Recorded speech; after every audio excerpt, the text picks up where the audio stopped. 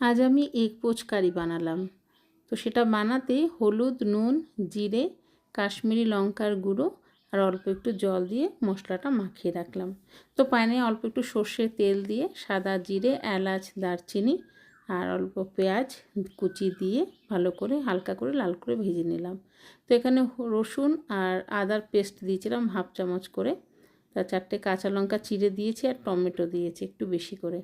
তো 10 মিনিটের জন্য ঢাকা দিয়ে রেখেছিলাম। ঢাকা দেওয়ার পর দেখুন কি নরম হয়ে গেছে। এবার মশলা যেটা রেখেছিলাম দিয়ে দিলাম আর মশলার জলটাও একটু দিয়ে দিলাম। ভালো করে কষিয়াবার পর জল দিয়ে দিলাম আর ফুটে উঠতে এবার ডিমগুলো দিয়ে দিচ্ছি আলতো হাতে।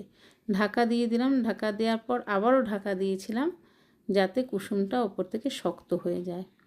এবার আপনাদের দেখাচ্ছি, দেখুন এবার পুরোপুরি শক্ত হয়ে গেছে। এবার ঝোলটা যদি আরও একটু টানিয়ে নেন তাহলে কি ভালোই লাগবে। এরপর ধনেপাতা দিয়ে পরিবেশন